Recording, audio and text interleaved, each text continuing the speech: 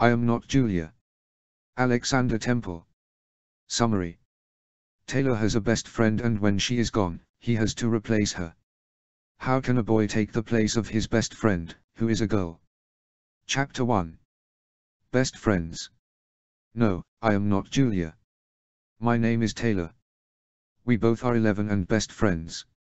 I know she is a girl and I am a boy, but it is allowed for a boy and girl to be a best friend. I actually forgot how we became friends. We just were always friends. To tell you the truth, I forgot how we became friends. According to Julia, we became friends on the first day of kindergarten. I was being sad in a corner because my mom left me there. Julia saw me nearly in tears and came over to play with me. She thought I was cool because I was not afraid to play with Barbies. Since then we have been best friends, and despite she didn't live that close to me, we were often together. Of course, everyone thought we were boyfriend and girlfriend. This was not true. I didn't think of her as a girl. She was just a friend. Julia had no dad, so she was like me. My dad disappeared when I was born. He was not ready for the responsibility of being a dad. Julia's dad died. That was sadder. That is one thing we never did speak a lot about. This story must start somewhere, so it may as well be shortly after we were 11. Believe it or not, I was never on a sleepover with Julia. I kept nagging her and asking her, but she always changed the subject. However, now she said it was okay. I don't know why I was so excited about a sleepover, but I counted the days until it was time for it. Julia's house was pretty much like any other home. It was very tidy and hard to find any dust. Julia was dressed in a frilly dress and tights. She looked like a girl from some old TV show. She invited me to her room. I know Julia is a girl, but I didn't expect her to have such a princess bedroom. It had a canopy bed and fluffy carpet, it had a huge dollhouse and loads of teddy bears. I didn't know what to do, so I just sat on the bed. Julia walked around and said she really did not have anything for boys. I smiled and said her room was very nice and much tidier than mine. This broke the ice as we both started laughing. Then I sat at her table and looked at all the things she had for her hair. She had long hair, so she had so many elastics and hair decorations. I was surprised she even had them, as she never wore them to school. Julia just smiled and said that my hair was long for a boy. She dared me to let her do my hair. So after a half an hour of her tugging at my hair, and we were giggling, I had butterflies in my hair and pigtails like Julia. Julia teased that I could actually look like a girl.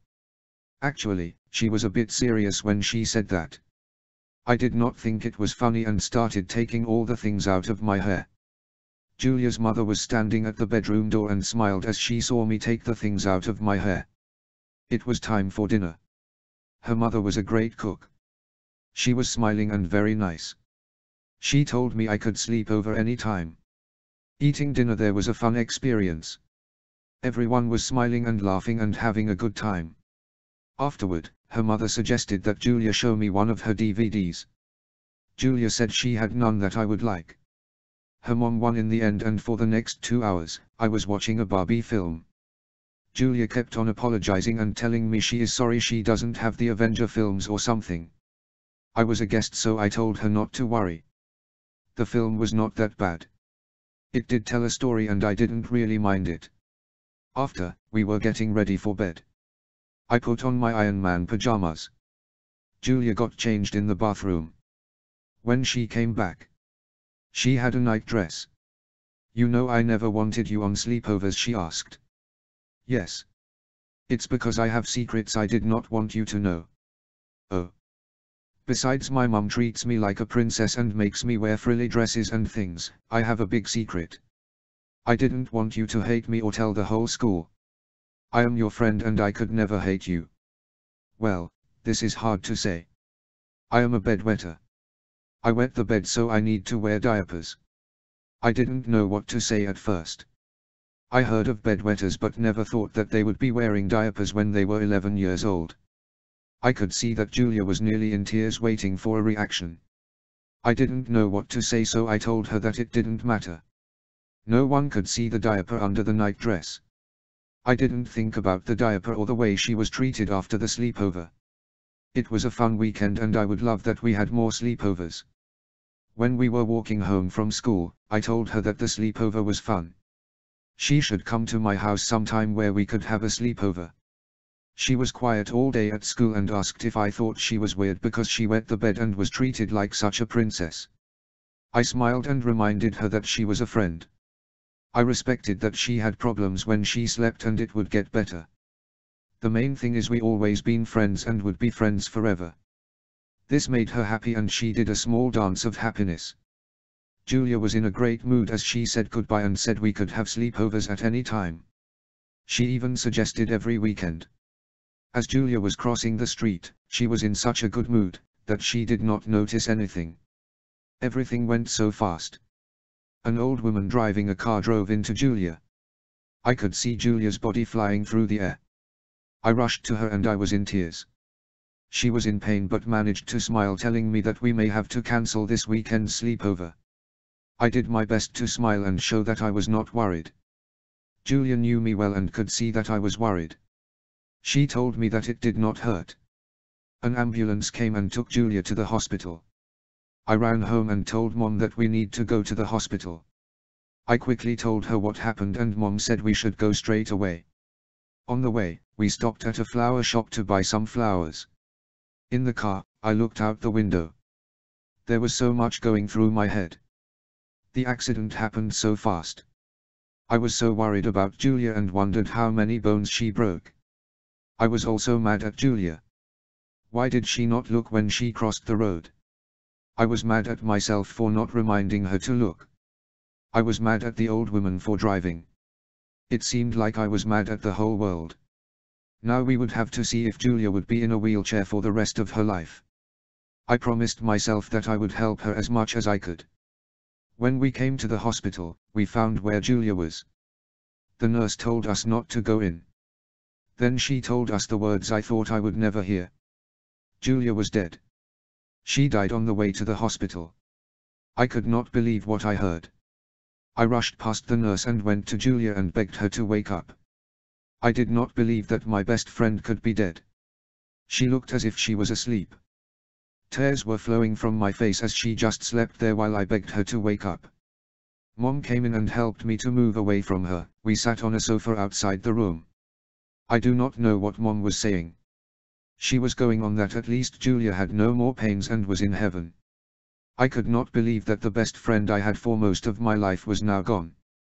I would never get to see her smile or hang around with her at school. There would be no sleepovers. How could someone that been a huge part of my life were suddenly gone?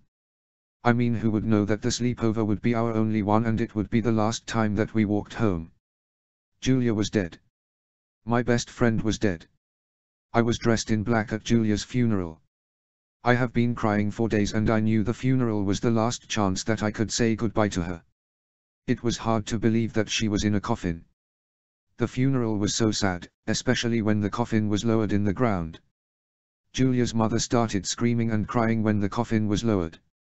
She did not want to believe that her daughter was dead. She begged for them not to lower her underground, where it would be so dark. My mom put her arm around Julia's mom's shoulder and reminded her that her daughter was now in heaven. "You still have your child," Julia's mom shouted. The next few days were bad for me. I suppose they call it mourning. I did not want to go to school, but Mom said it was best for me. I do not see how, as everything at the school reminded me of her. Mom said that time would help, and I suppose this was right, as every day became better. It took me a few weeks to get over the death of Julia. I still missed having my best friend. I kept thinking of Julia's mother. She was alone now and the house should be so empty. I kept on thinking that I would visit her, but I did not have the guts to do so. About 3 weeks after the funeral, I was walking home. Julia's mother pulled aside me in her car. She told me that my mom asked her to drive me home. I sat in the car and was very quiet. I did not know what to say to her. It would be bad if I said that I accepted that Julia was dead and had moved on in my life. I knew that this would be impossible for any mother. She told me that we had to go to her house first. She also asked me to give her my cell phone, which was a bit strange. When I gave it to her, she said she did not like children having one. We went into her house. It seemed so empty that Julia was not there. She took my hand and led me to Julia's bedroom, which looked the same. Without saying anything, she shut the door and locked me in the room. I could not come out. Why did she lock me in the room? Chapter 2. Crazy. I was now in Julia's room, which was a strange place to be. I was only here once before, and that was a sleepover. It did not occur to me that Julia's mom had kidnapped me. I was so confused as to why she locked me in. Was it some type of a game or something? I had nothing to do, so I just sat in a corner. I didn't cry and I was not afraid, because I was sure that she would open the door and say it was just for fun. Time went by and then I started becoming more worried. I was thinking about Mom, wondering why I was so late. She would be worried. I started to think that Mom did not ask Julia's mother to pick me up. Maybe she wanted to kidnap me. The big question is, why would she want to do that? None of this made any sense. I started to think that she was jealous of Mom that she had a son. Did Mrs. Sullivan, Julia's mother's name, want to harm me? After what seemed hours, she came to the door and put some food down in front of me. There was no emotion in her face and she said nothing. I tried telling her that Mom was waiting for me and I needed to go home. She said nothing and gave me a fork so I could eat. By now I was crying and begging her to let me go. I promised that I would tell no one that she locked me in the room. Mrs. Sullivan wiped a tear from my face and told me that I was home. She locked the door again. I was alone. I was crying as I now understood that she kidnapped me. I could have run out the door. I was too afraid that she may hurt me. I tried opening the window but it was locked. It never occurred to me that I could have broken the glass. Looking back at it, there were so many things I could do to break free. However, I just accepted Julia's room as a cell and did not think so much about trying to get out. I did bang at the door and beg Mrs. Sullivan to let me out. I could hear that she just turned up the TV and ignored me. I could see outside that it was dark. I closed my eyes and prayed that Mom was not worried and she was not crying that I did not come home.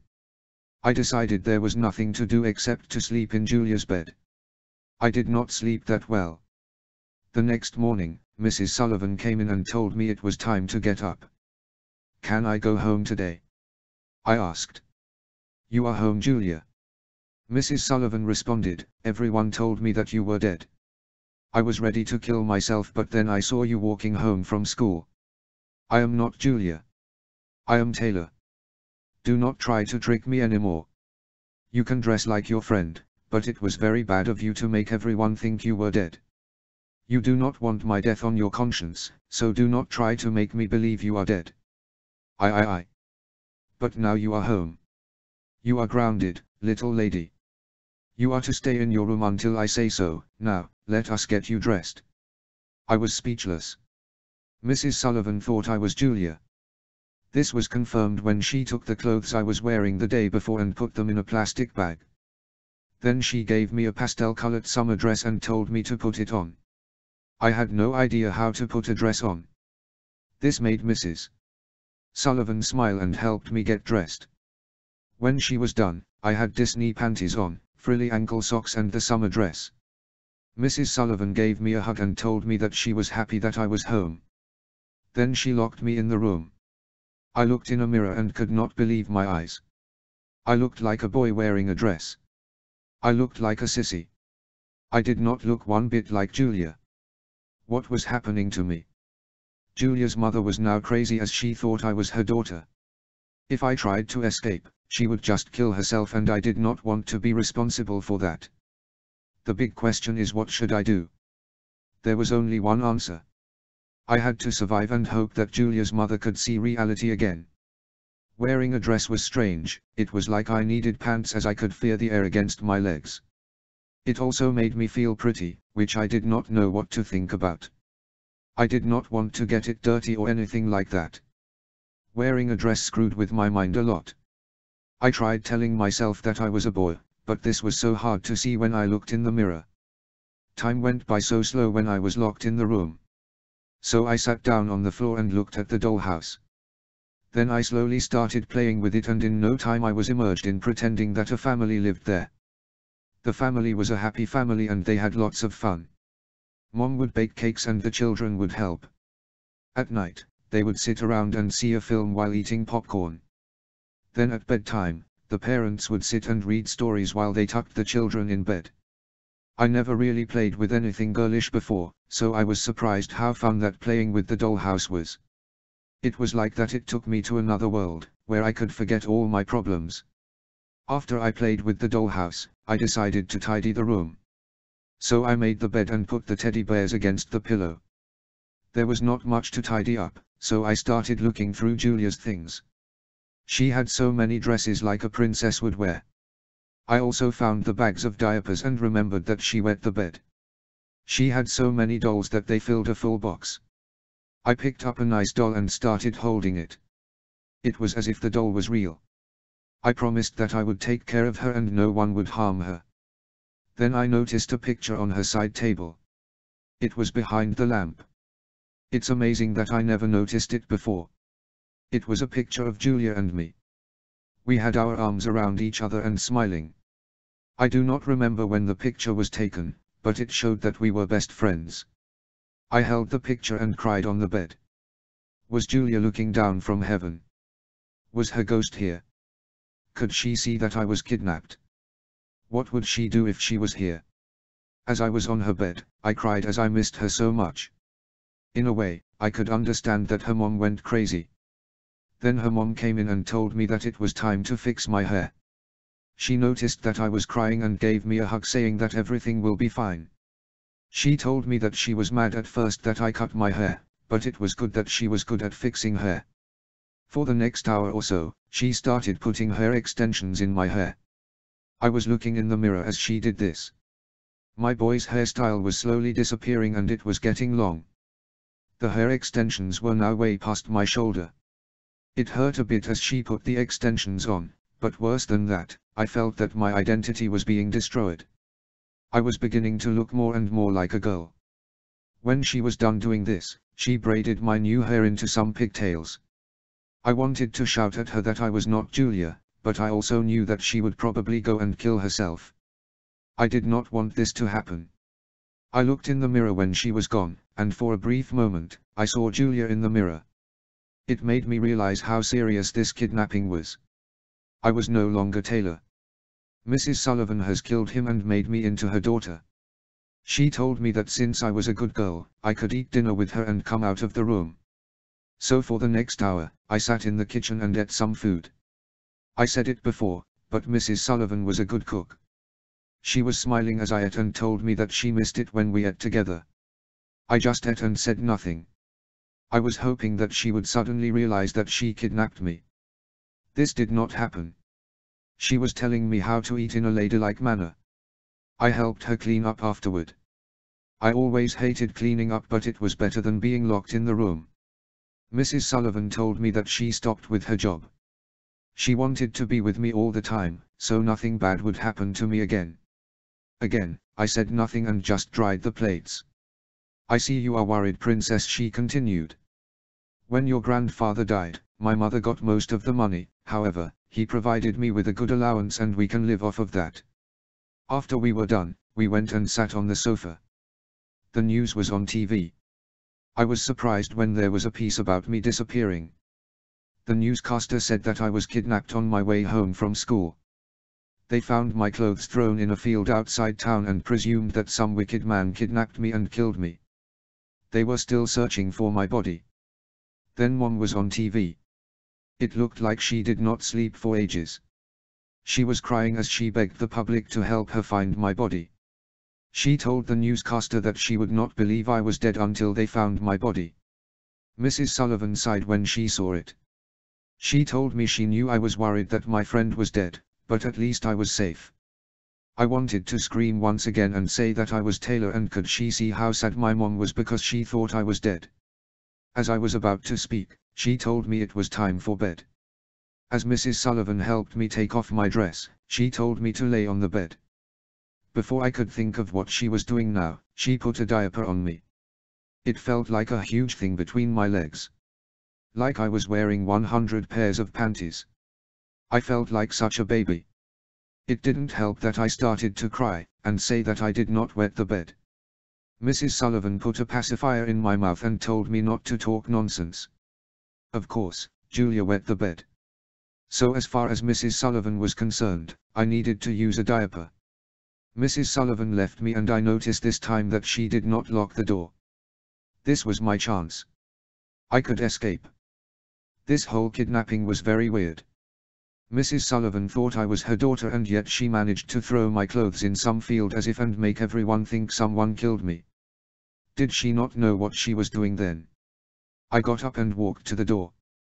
This was no easy thing to do as it was hard walking with a thick diaper on.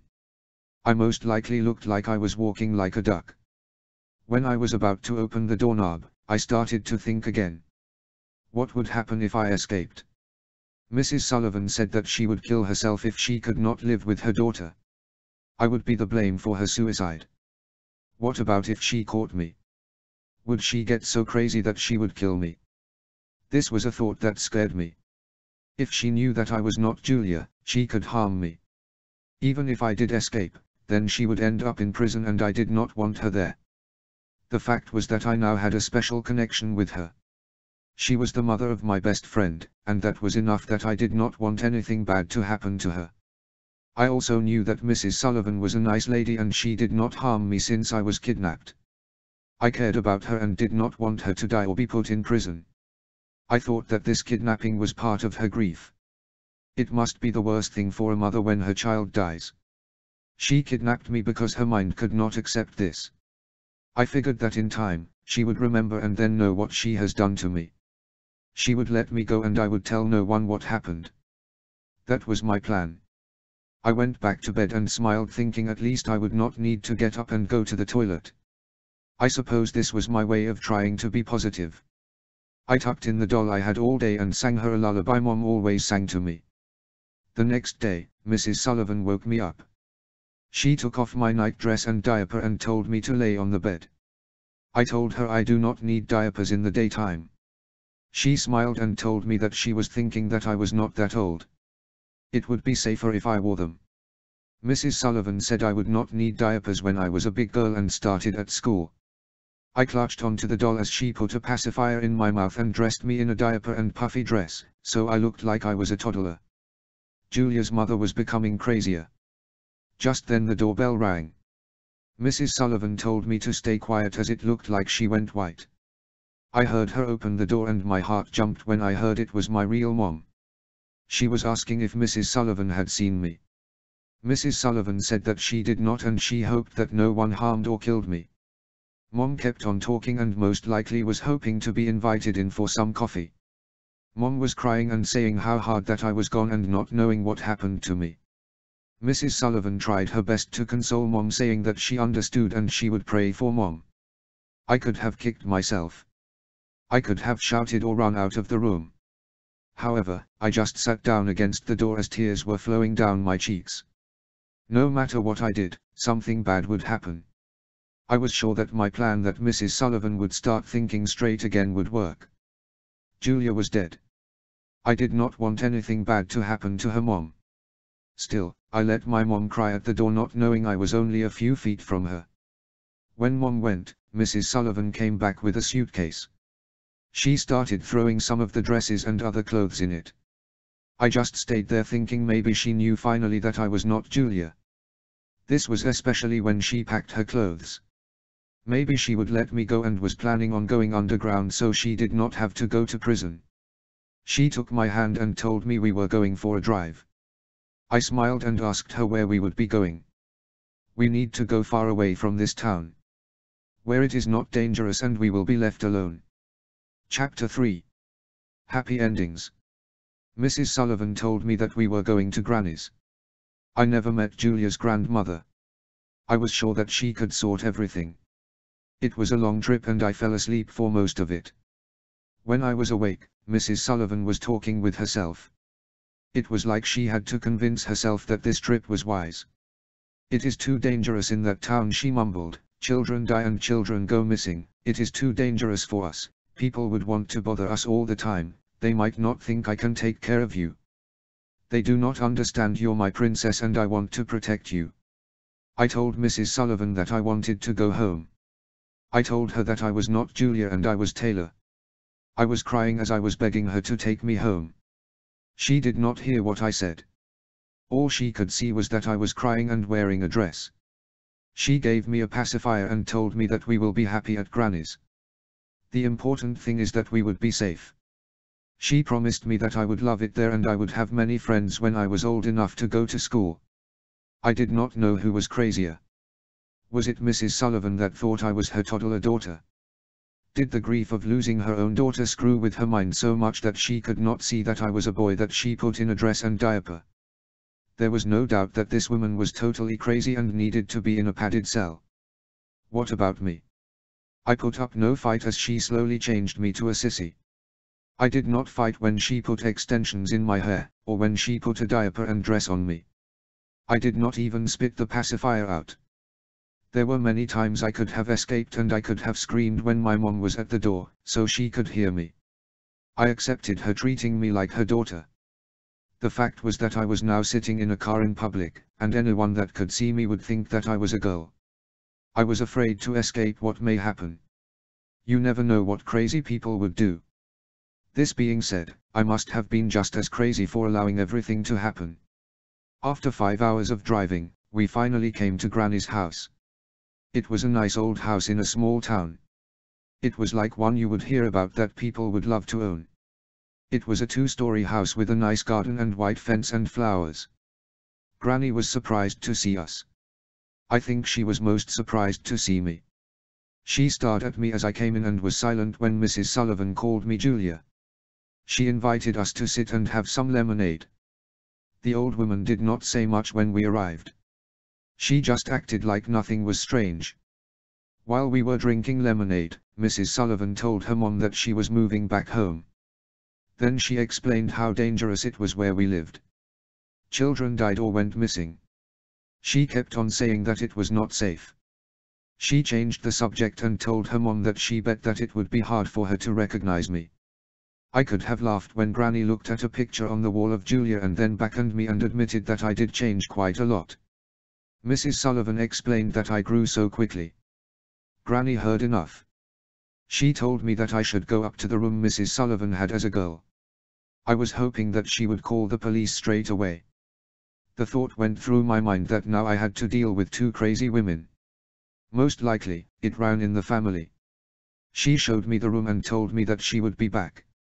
The room was a princess room with pictures of Disney princesses on the wall. I smiled when I saw there was a dollhouse. Otherwise, it looked like a girl's room from a half-century before. I sighed as I put the suitcase on my bed and slowly took out all the dresses, blouses and skirts as well as tights. There were, of course, no pants that could have helped remind me that I was really a boy. There were no panties which told me that wearing diapers were going to be part of my life.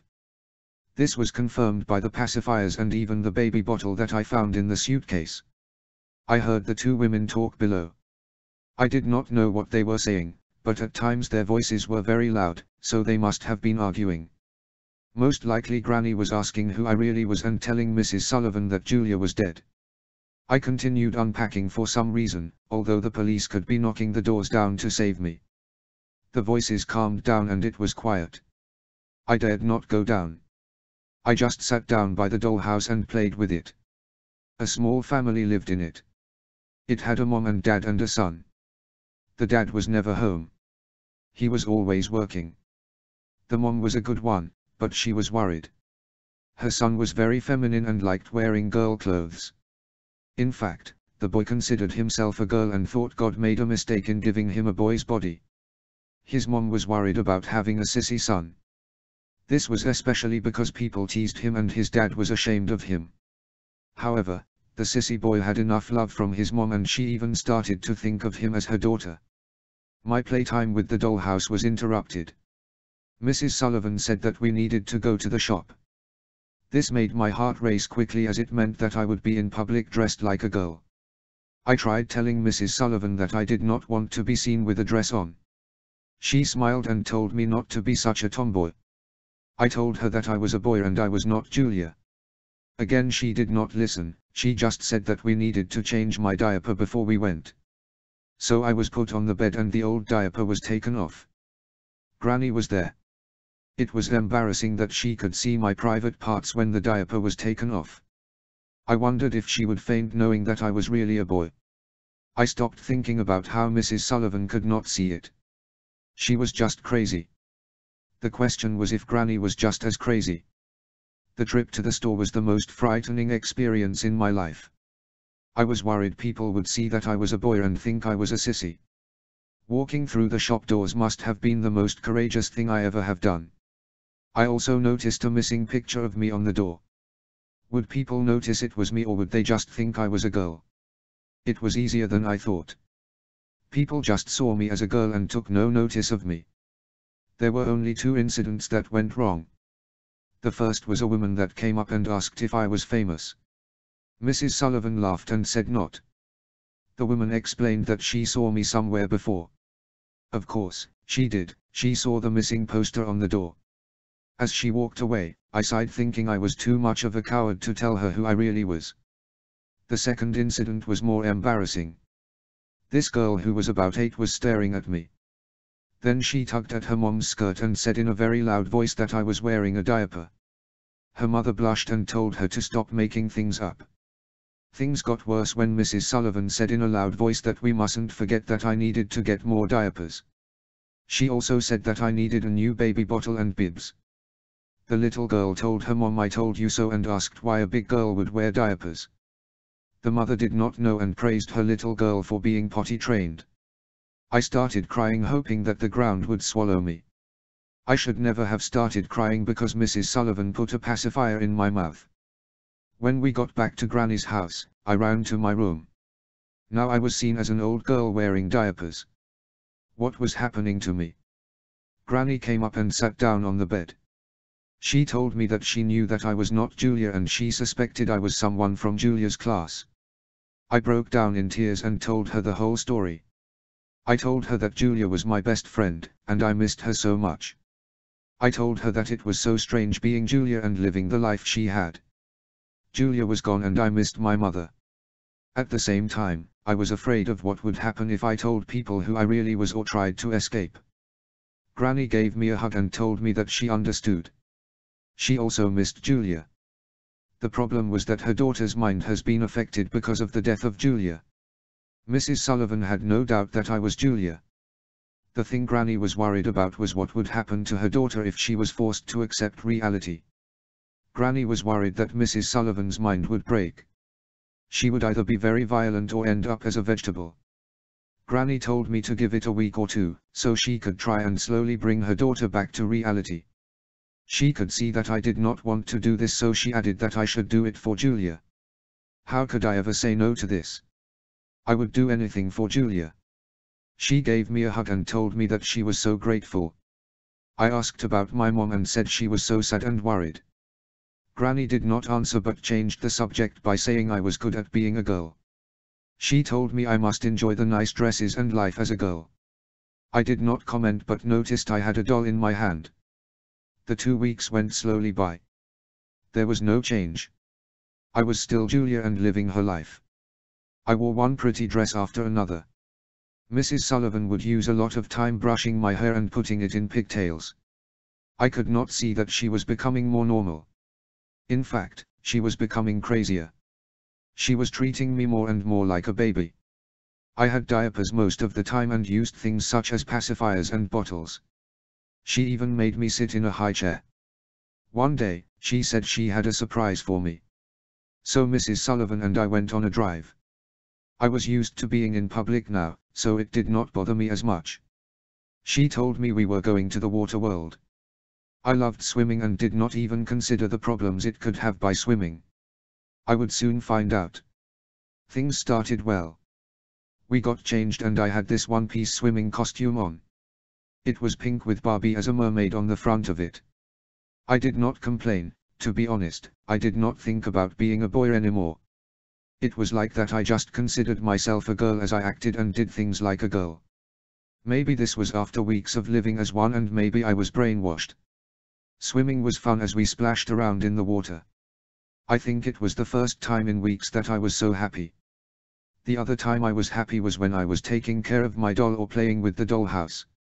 Now, I was splashing around in the water and having fun. I wished that this would never end. Everything went fine until we were done, and ready to go back to the female changing rooms to get changed.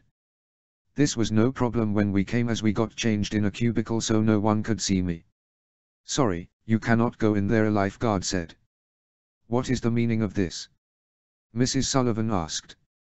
"Transgenders must get changed in the handicapped changing room. This is our policy. How dare you call Julia a transgender?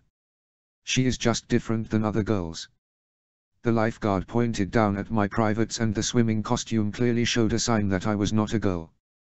This embarrassed me and I wondered how many others in Waterland could see the same. The lifeguard said that he would call the police if we argued about where we should get changed. Mrs. Sullivan was upset when we waited for our clothes and when we got changed in the handicapped room. She was saying that we were treated wrong, and how dare people imply that I was a sissy. I tried telling her that people did not have to be blind to see it, but once again she did not hear me. Mrs. Sullivan was in a bad mood all the way home. I just sat and thought how crazy could she be, that she did not see what others have seen. The whole experience was a lot for everyone. Mrs. Sullivan thought that the world was crazy with all their transgender accusations and she wanted people just to leave us alone. Granny kept on telling me to give her more time, but I was becoming more and more confident that Mrs. Sullivan was becoming battier. I was also getting more and more concerned. I was still afraid of what would happen if I escaped and the consequences were a responsibility I could not deal with. I missed my mother as much as ever but felt so sorry for my best friend's mother. I was doing this for Julia. Is this what she really wanted? Another thing that worried me was that at times I forgot I was a boy. I was now used to dressing as a girl. I liked looking pretty and I loved it when Mrs. Sullivan brushed my hair. The fact was that I should not have wanted to look pretty, but I honestly did. Even the diapers did not bother me anymore. The fact was that weeks of not being on the toilet, I needed them. I had no longer control of my bladder. I even liked the attention I got when I was treated like a baby. I was now a sissy baby. Mrs. Sullivan came home one day and was in a great mood. "Julia," she announced, "I have something good to tell you. I met an old school friend who is a surgeon. After some convincing and some money, I have convinced him to have you as a patient. I don't need to go to the hospital." "Oh, sweet Julia. You must be embarrassed when people point at the bulge in your swimming costume and say you are a boy. Dr. Rivers will make sure you have the body of a girl and no one would be in doubt." I ran to my room and threw myself on the bed. Mrs. Sullivan was now so crazy she wanted someone to take a knife and cut any evidence I was a boy from me. She wanted me to be a girl and have a girl's body. She wanted no one to be confused or call me transgender again. She was going to. I did not mind wearing girls' clothes or playing like a girl. I did not want anything cut off. Granny came into the room. I was sure she was going to convince me to go along with the operation. Instead, she gave me a telephone and told me to ring my mother. Then she walked out with tears in her eyes. Things happened quickly after I spoke with my mom. The police came and arrested Granny and Mrs. Sullivan. I was led out of the house wearing a dress while the media took pictures of me, and a police car drove me home. I finally escaped. Mom was surprised to see me as a girl, but when I told her everything, she told me that I was brave. I was of course in the news for a few weeks, as my story was so special. The main thing was that now home with my mother and things were slowly getting back to normal. It was a great relief when the media thought I was no longer interesting. Granny was let off as she helped me escape. This being said, her reputation was ruined and people thought she had a strange daughter. She lost her friends and everyone considered her as the crazy woman that lived in the house at the edge of town. When school children heard her name, they would surely be afraid. As for Mrs. Sullivan, the court wanted to be compassionate with her. After all, she lost her daughter and this should happen to anyone. She was sent to a mental asylum. As for me, I was once again myself. I once again was wearing boys' clothes, which was very strange. I tried not to think about looking pretty, but I could not stop. When Mom took me to get my hair cut, I begged her not to cut it short. A compromise was reached, where I had long hair, but not that long. My bladder was very weak, so I needed diapers until I could strengthen it again. Mom did not like this and I was teased at school. I didn't mind. I felt secure when I had them on and I liked the extra attention I got. Mom was nice about things. She knew she now had a feminine son, or as some would say a sissy one. She allowed me to keep the doll and she even bought a dollhouse for me. Of course, she thought it was just a phase. It was no phase. I still had feelings for Mrs. Sullivan, she was like my second mother. I wanted to visit her. Again Mom agreed to this. We agreed on a day when we would visit Mrs. Sullivan. We argued before we went, as when I was ready to go and went downstairs, Mom got mad and said she could not accept it. I was dressed as Julia with a dress, tights, and sandals on. Mom told me to dress as a boy. We had an argument over it as I told her that Mrs. Sullivan did not know me as Taylor. In her eyes, I was Julia. This calmed Mom down and she agreed that it was considerate of me. On the way out to the car, she must have been thinking of it as she said when we got home, we would have a talk about if I felt more like a girl than a boy. At the asylum home, Mrs. Sullivan was sitting at a rocking chair singing lullabies to herself. She smiled at me when she saw me. Julia, they let you visit me. I knew all their talk that you were dead were just their games. The end. Hope you liked this story. Feel free to like it, share it and leave a comment. You can visit my profile for more stories. Remember to subscribe.